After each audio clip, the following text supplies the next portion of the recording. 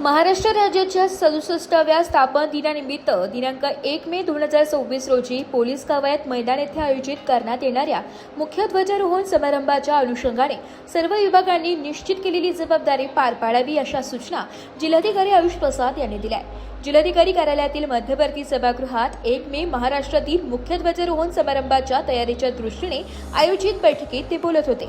यावेळी निवासी उपजिल्हाधिकारी रोहित कुमार राजपूत, तहसीलदार सामान्य प्रशासन प्रदीप वरपे, तहसीलदार निवडणूक राजेंद्र वाकचौरे, धान्य वितरण अधिकारी श्यामली धपाडे, जिल्हा सूचना अधिकारी विक्रम नईन, सहाय्यक प्रादेशिक परिवहन अधिकारी मनीष दौंड, महानगरपालिका उद्यान विभागाचे किरण बोडके यांच्यासह विविध विभागाचे अधिकारी व कर्मचारी उपस्थित होते।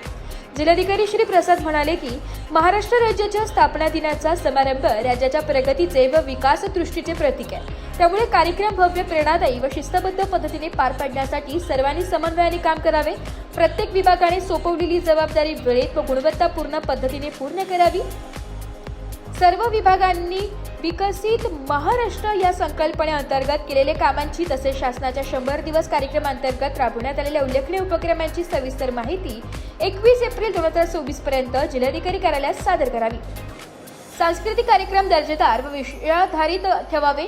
26 जानेवारी प्रजासत्ताक दिनाच्या NDRF तर्फे आयोजित करण्यात आलेल्या प्रदर्शनाच्या धर्तीवर यावेळी विज्ञान विषयक प्रदर्शनाचे आयोजन करावे। यात जिल्ह्यातील शासकीय विभाग, तांत्रिक संस्था व महाविद्यालयांचा सहभाग सुनिश्चित करावा। कार्यक्रमस्थळी सुरक्षा, वाहतूक, पार्किंग, स्वच्छता, नाश्ता, पिण्याचे पाणी यांची योग्य व्यवस्था करावी। कवायतीत एकूण 11 पथकांचा समावेश असावा। यात नवीन वाहनांचा सर्व पथकांनी शिस्त, समन्वय व आकर्षक सादरीकरणावर भर द्यावा।